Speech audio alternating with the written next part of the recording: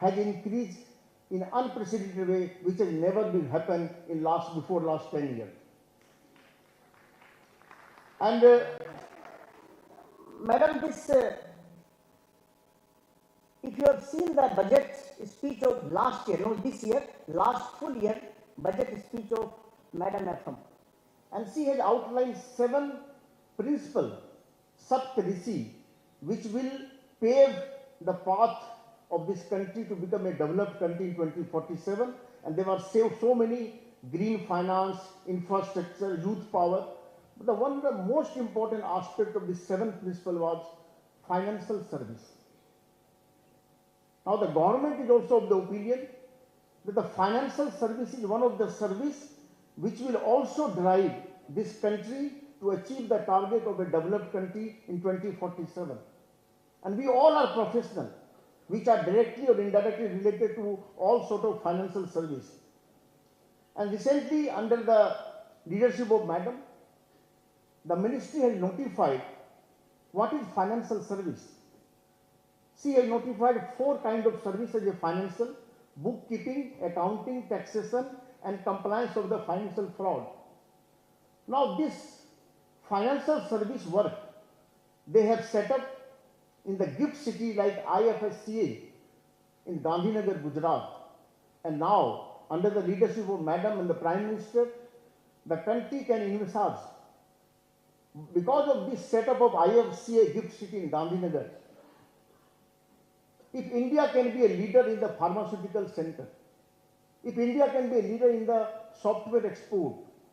Last year, our Prime Minister also met our various experts, including the ICI, and he was saying why India cannot be a global hub of the entire accounting function of the world. We have the strength, we have the youth power, we have the technical knowledge, and we have the tech-savvy young population in this country, and they are driving with the various good initiatives and the policy of the government of this India. And if you see the faceless assessment, the ease of doing business and ease of doing profession, both has been structured in such a way that now there was a time when the refunds used to come, takes months and years. Now within 10 days, the refund to various assets in this country. This was also unprecedented. The GST law has come in this country just to make informal economy to formal economy. Insolvency and bankruptcy law has come in this country. In this country, we have limited resources, but unlimited talent. If you are running a company or a factory, and if you are not able to, as so many amendments are coming, it's an evolving law. But last 6 years, whatever resolution plan took place, in all this resolution plan of this finance professional contribution in this country, the government is doing their job to the best of their ability and capacity. But we call ourselves finance and Prabudh Samaj intellectual world. There is a very not much financial literacy in this. When they certify, they verify or authenticate the data in this country, it should be zero defect, foolproof, and only then on your balance sheet signature, your certification, the stakeholders are relying, because the financial literacy has to increase, and we have the larger role not only to avail the opportunity but also to contribute in the growth and development of the country. Sir, for your word of wisdom. Strong reform measures initiated by Ministry of Finance laid the foundation of a solid economic growth with a consistent history of 10 to 12% CAGR. India is now the 5th largest equity market. Over the 10 years, India's GDP has grown by approximately 7%. And over the next 3 years, India's GDP will likely to touch USD 5 trillion, making it the 3rd largest economy by 2027, overtaking Japan and Germany. India, being the fastest growing large economy with the tailwinds of demographic, improving institution strength and improvement in governance, we request our Honorable Finance Minister Nirmla Sitaraaman ma'am for her enlightening deliberation to all of us. Please have a huge round of applause for Respected Nirmla Sitaraaman ma'am.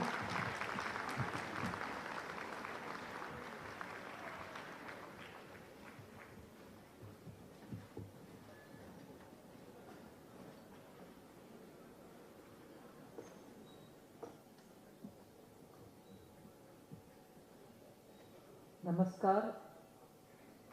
Good morning to all of you.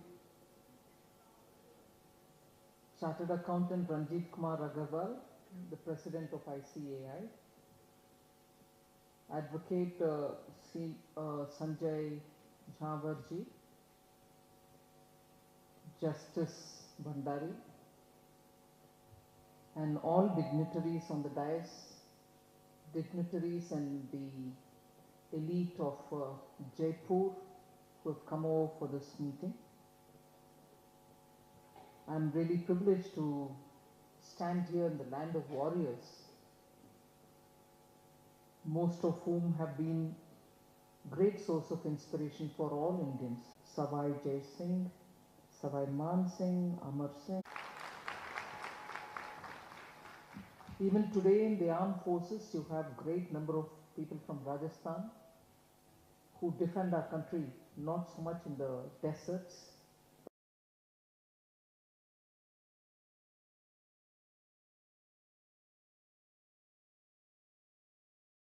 but also in high altitude mountains, snow-capped peaks, and even in the borders with Myanmar, the tropical jungles. So it's Vasanta Navaratri period.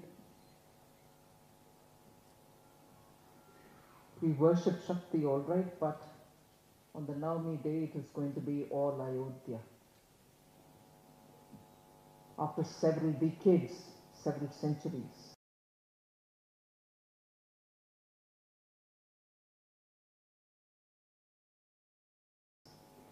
Sri Ram has found a Bhavya Mandir where he should have been.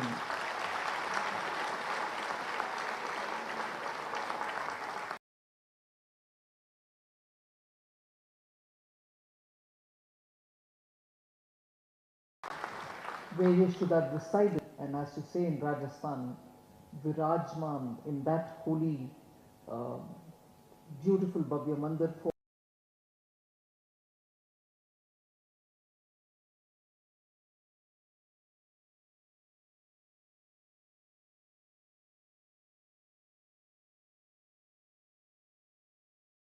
first Ram Navami, with our Lord being in the right place.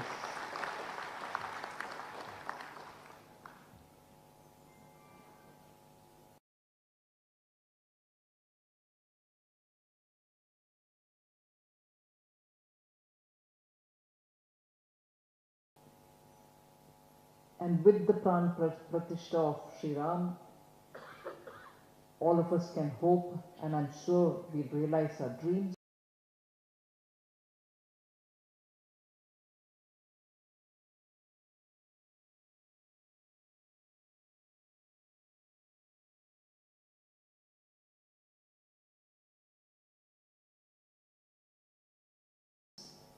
Torchbearers of India who largely reside in Rajasthan will have a big role to play, and I'm happy to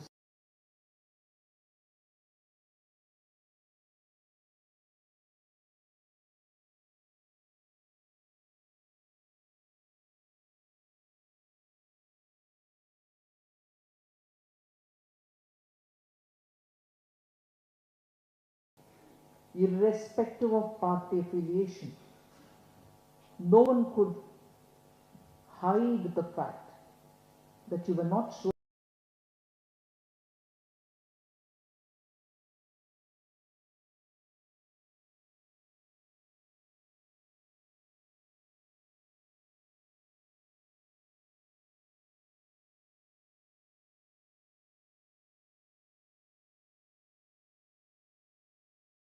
where we were going. Fragile five we were.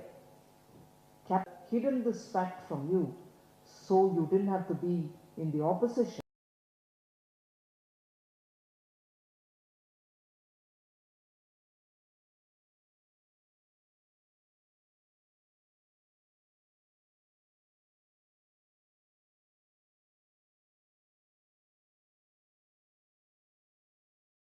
10 long years after, duly when people said you should have released it in 2013-14, why are you releasing it now? In all my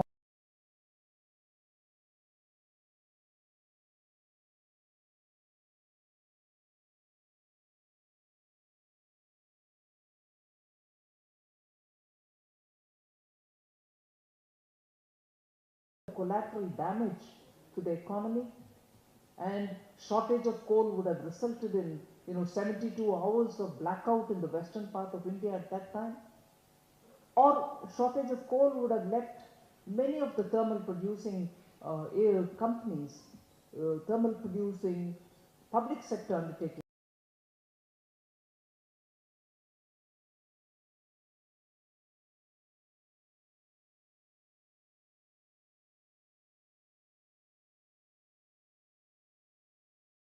also without power and so on, restored with tremendous effort,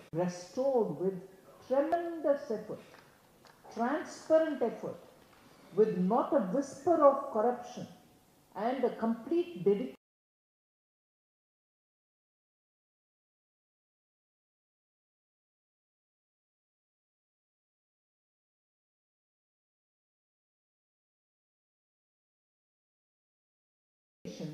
shown by the Honorable Prime Minister. So if we are at a stage where even a white paper which would have sounded, how can I put it? A white paper, if released in 2014, would have sounded only a sense of hopelessness in this country. It would have established the fear that something has gone wrong, we don't know how deep the problem is, and can we ever come out of this? That would have been the sum and substance of people reading a white paper in 2014 would have been. So reading it in 14 would have left in further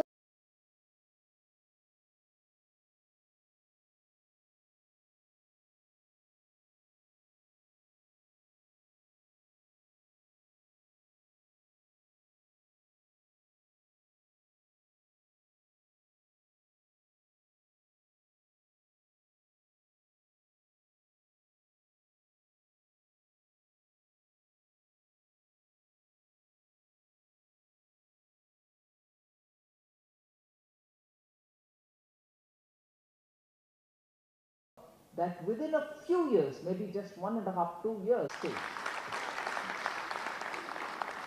So I would think it was totally responsible of Prime Minister Modi, a very responsible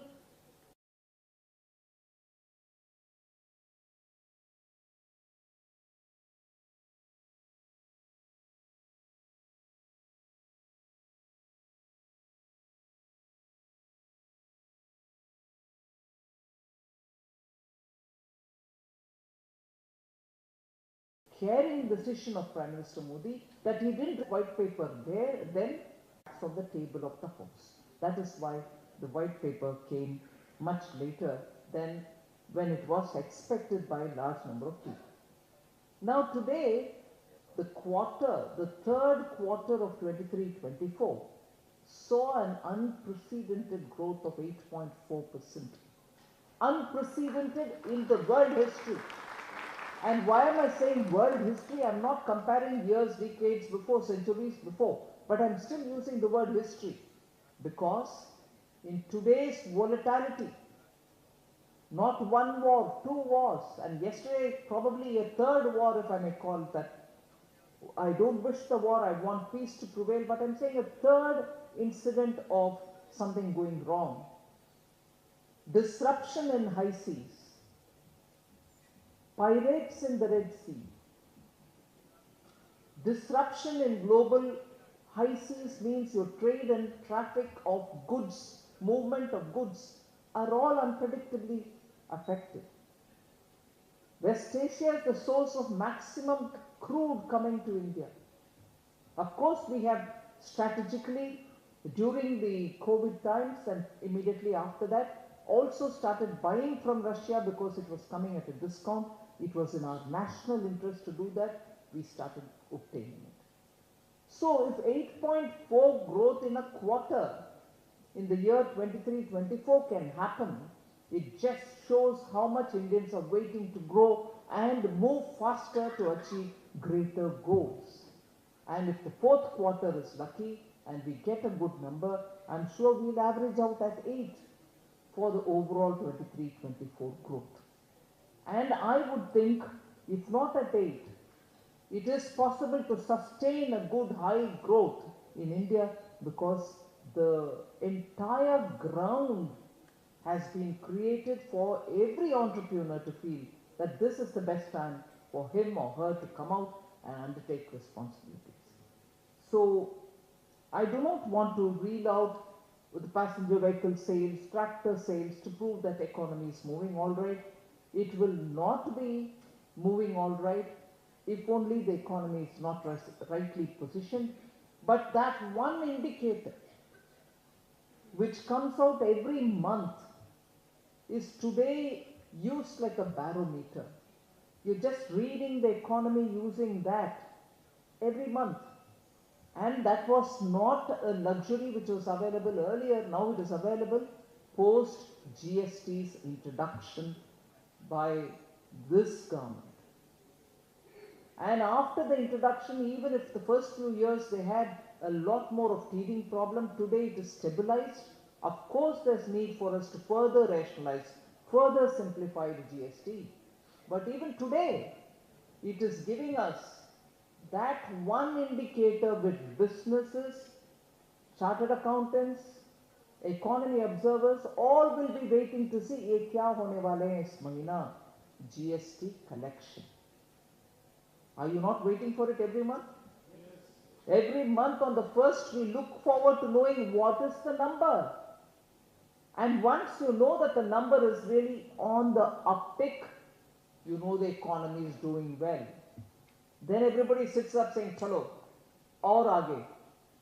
So today the economy's measurements don't have to wait for the data to come from which sector, what. You know, overall, the GST returns tell you that every small, medium and big business is doing all right if the collection is all right. The collection is not just all right, it is doing very well.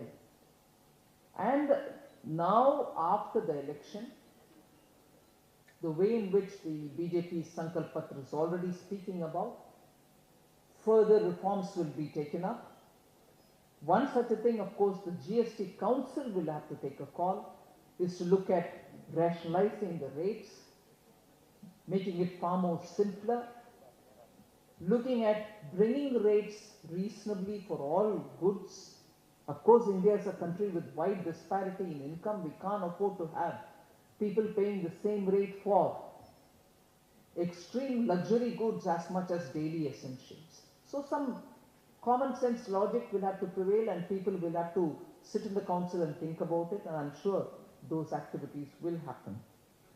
But there are opportunity for industry, there are opportunity for MSMEs largely because the way in which we envisage the economy, Indian economy, is even if there is one mother unit, there should be around it a lot of small and other supplementary, what used to be called as ancillary units.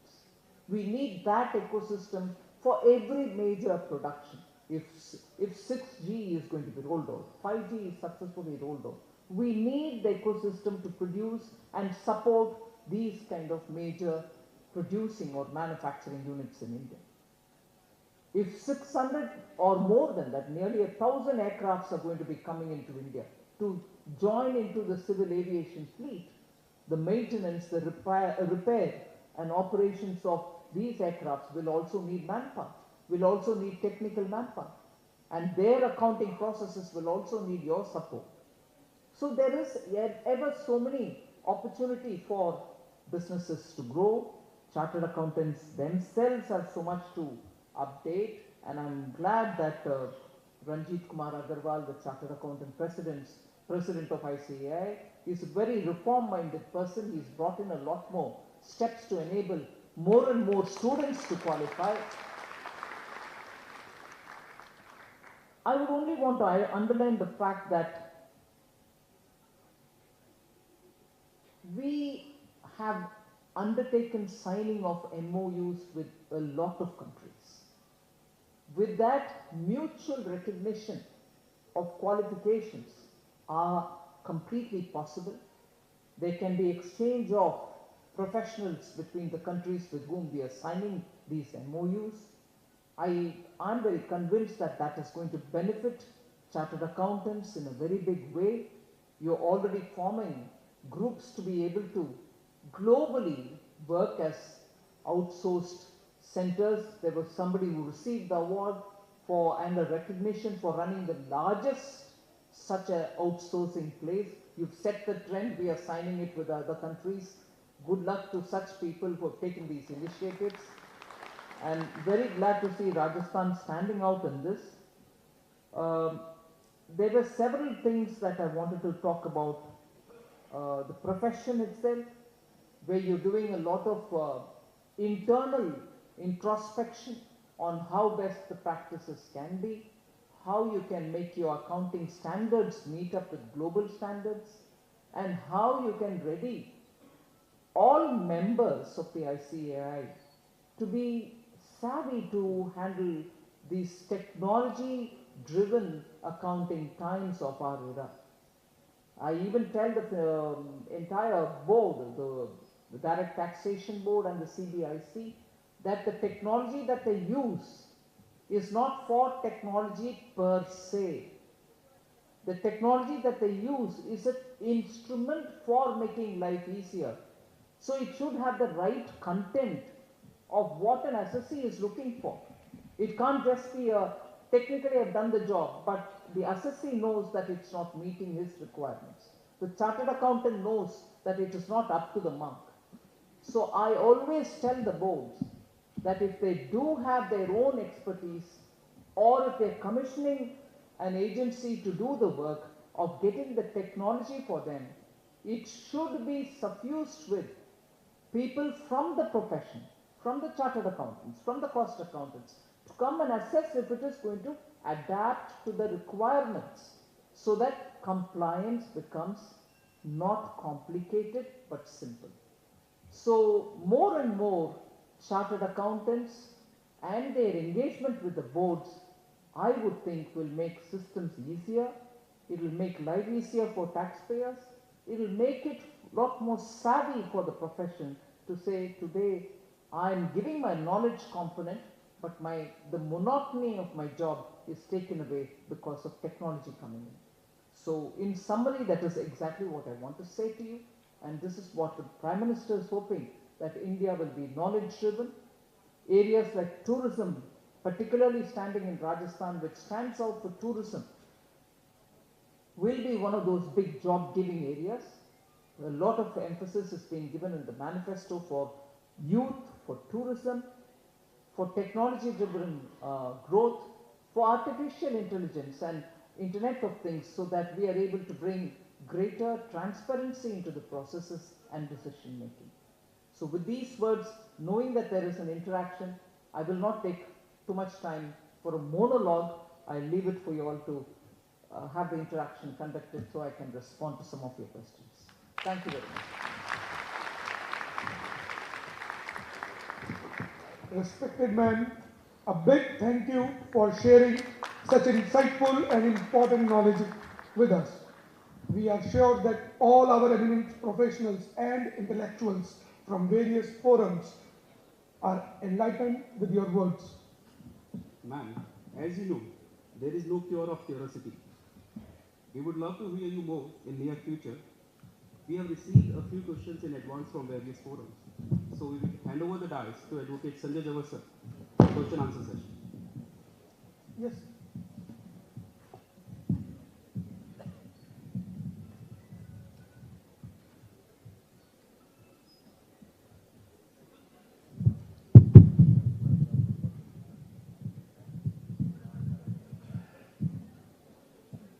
First of all, I am thankful for covering a macro view of the roadmap to developed nation, making India a developed nation, and how the government and you personally are working for that. I'll straightway come to some of the issues which have been raised and we have received from the audience. The first issue, Honorable Men, is regarding this new 43B clause H. And you know, because you have been moving around the country, and this is the problem which is there throughout the country. The feeling is that perhaps the intent was to give the benefit to the micro and small, but the consequence is otherwise, as they are losing business, and people or the large industries are not liking buying from them because of this additional burden, is one aspect. And second, which was raised during panel discussion, was that why government is using